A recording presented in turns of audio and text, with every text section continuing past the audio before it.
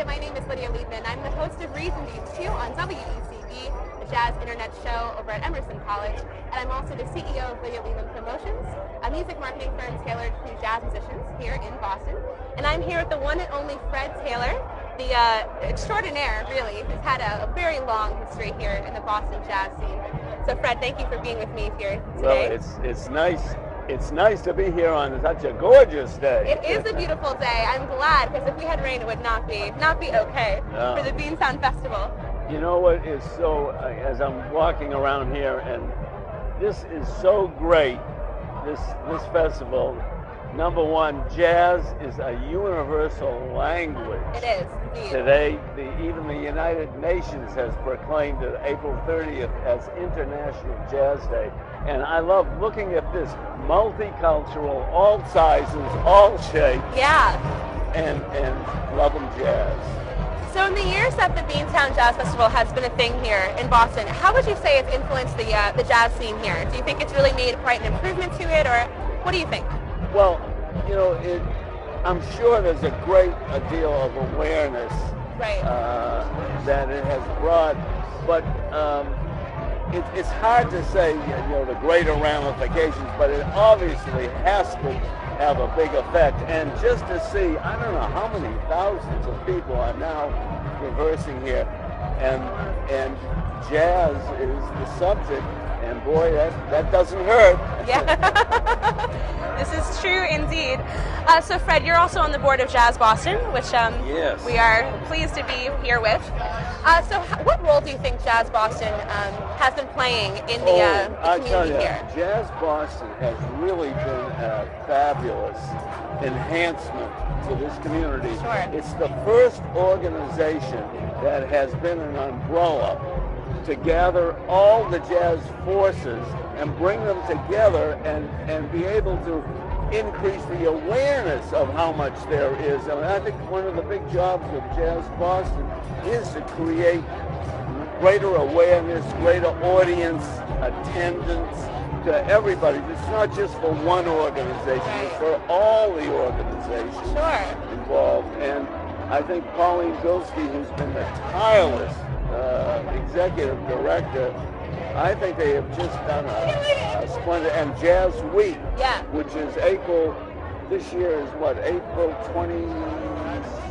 Something like that, toward the end of April. The 30th, right. Last week, and they help focus on, I don't know, over 100 places that you can hear jazz all around in the suburbs, definitely, in Boston, and that's part of the job of the awareness that there is stuff happening, and you don't have to necessarily travel into Boston to hear some jazz. There's some wonderful places in the outlying areas. Yeah.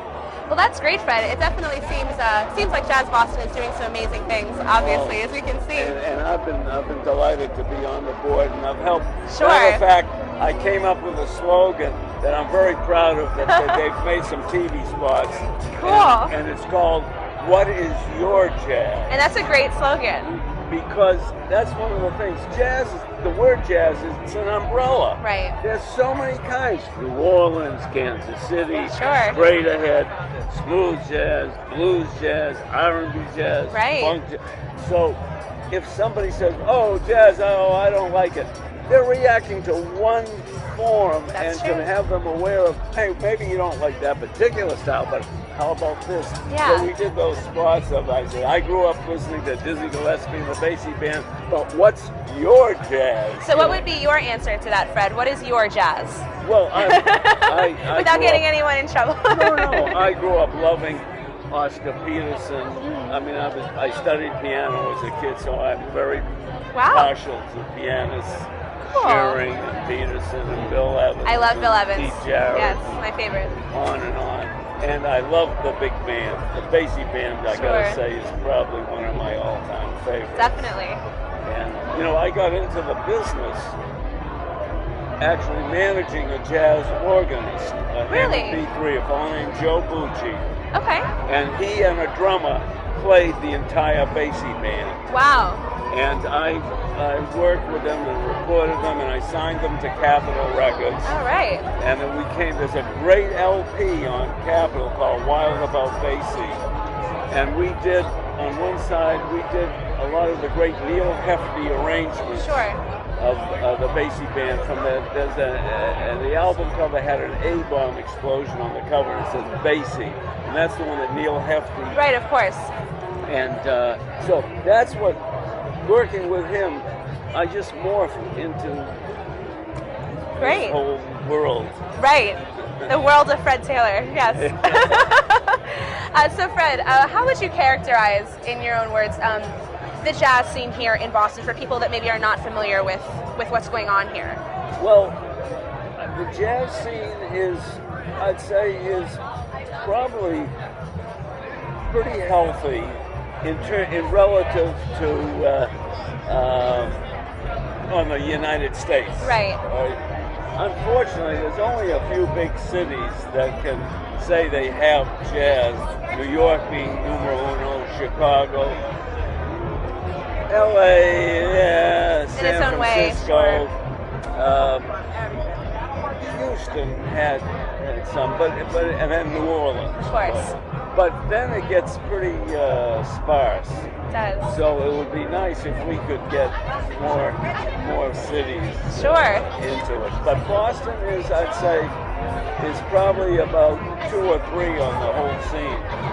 Anything else you'd like to add? I mean, it seems like you know what? You've covered a lot of ground. Very exciting that we're doing. Okay, yes, please do share. Last night, we did I think it's the 6th live broadcast from Scullers. Oh, wow. We have a wonderful team that we have a mobile unit, the locomotive that comes to the club, and Sam Copper, who is the great DJ. Sure.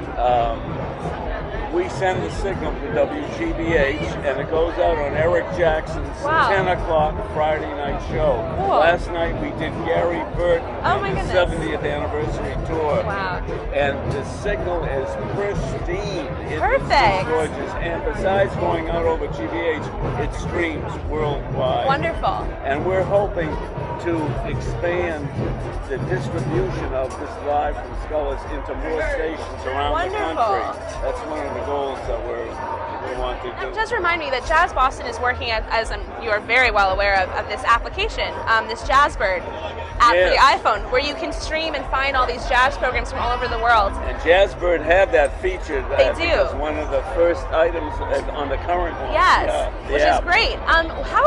What's your opinion of that? Do you think that's a great idea? Yeah. I mean, there you have, say, well, where do I hear it? Well, you try to think, well, hey, bingo. It's right there. Yeah. So everyone should definitely check that one out, JazzBird. It's free, so do download that, and you can hear the broadcast that Fred is talking about here. All right, Fred. Well, thank you so much. All right, great. I appreciate it very much. And you keep up your role. I'm just trying to follow in your footsteps, Fred. Thank you very much, and Fred Taylor.